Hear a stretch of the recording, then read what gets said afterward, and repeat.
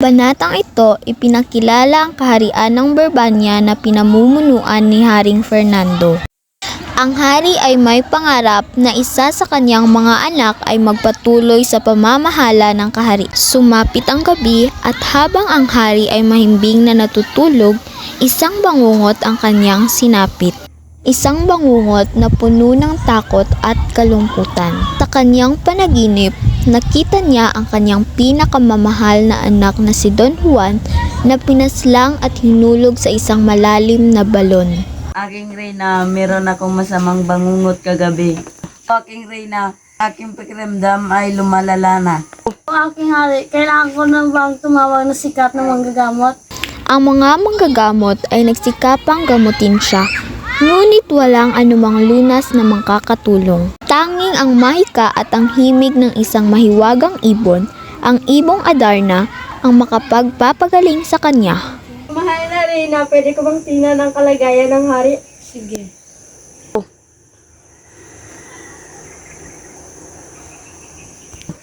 Ang kalagayan ng hari ay lumalala na. Tanging makapagpagaling sa hari ay ang awit ng ibong Adarna. Saan ito ang tatagpuan? Sa bundok Tabor, puno ng Piedras Platas. Tawag ang tatlong prinsipe. Naglakbay si Don Pedro patungo sa bundok Tabor, ang lugar na tirahan ng ibong Adarna. Iyo, pwede bang pahingi ng pagkain? Huwag madali ako matanda. Wala akong pagkain. Pagdating sa bundok Tabor, nakita ni Don Pedro ang puno ng Piedras Platas. Pahinga nga muna. Habang pinagmamasdan niya ang puno, siya ay nabighani at Mamaya ko na huliin ang ibong Adarna. hindi na malayan ang pagdating ng ibon. Nang dumapo ang ibong Adarna sa sanga ng Piedras Platas habang umaawit ang ibon,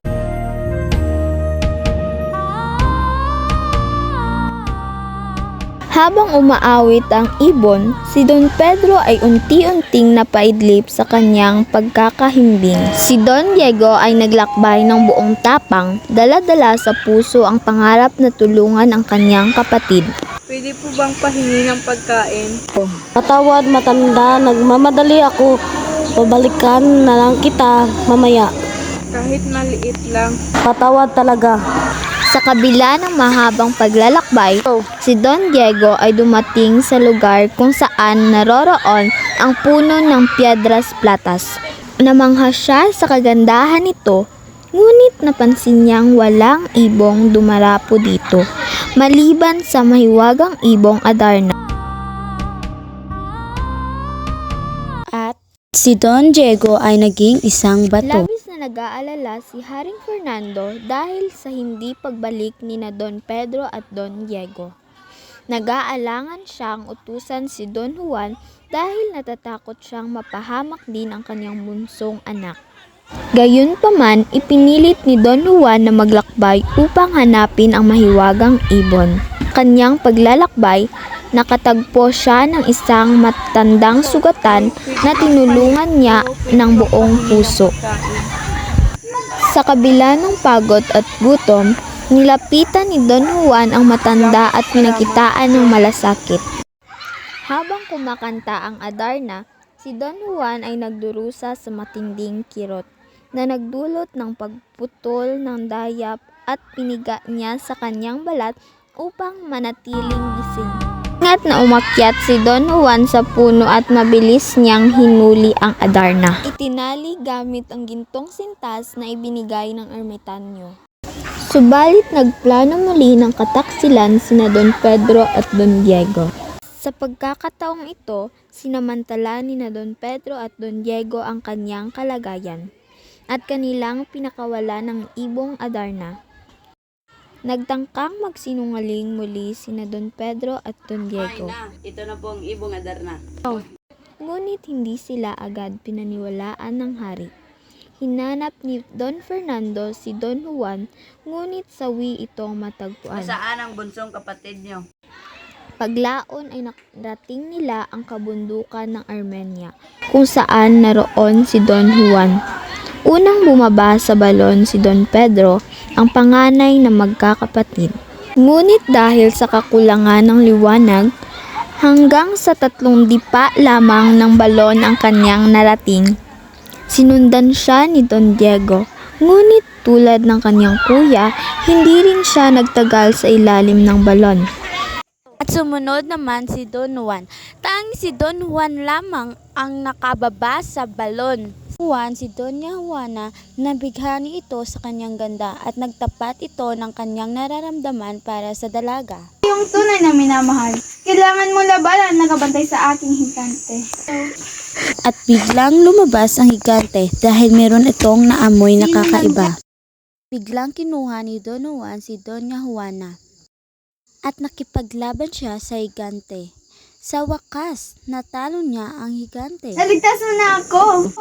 Pwede mo bang sagipin ang aking kapatid na nakabantay sa kanya ang serpente na may 7 ulo? Mo sa aking kapatid na dito lamang ako maghihintay sa kanyang pagbabalik.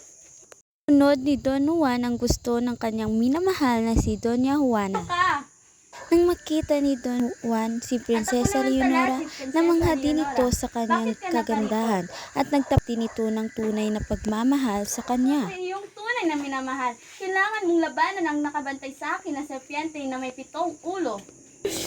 Biglang lumabas ang serpiente at biglang hinila ni Don Juan si Prinsesa Leonora at para ito ay maligtas. Para kunin ang prinsesa. Prinsesa, kailangan mo muna akong kalabanin. Biglang nakipaglaban si Don Juan sa serpiente. Sa wakas, natalo rin ni Don Juan ang serpiente na may 7 ulo. At biglang sinabi ni Don Juan na ang kanyang kapatid ay naghihintay sa labas ng palasyo. Maraming salamat, aking Don Juan.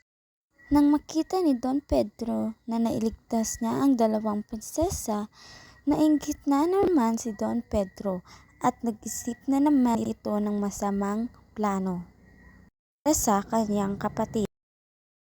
Ang aking singsing ay naiwan. Ayon sa akin ng aking ama. Pwede mo ba itong kunin para sa akin? Balikan nga ni Don Juan ang singsing ni Prinsesa Leonora. Nang bumaba na si Don Juan sa balon, biglang binitawan ni Don Pedro at ni Don Diego ang lupid. Bumalik na sila sa Berbania. Ama, ina, ito po ang mga prinsesa na niligtas namin. Ama, ina, nais ko pong pakasalan si Doña Juana. At nais pakasalan ni Don Pedro si Doña Leonora. Mahal na Reyna at mahal na Hari. Matutol ako sa kasal, ngunit meron akong hinihintay na isang lalaki. Sa ikalawang araw, ikakasal kayong dalawa.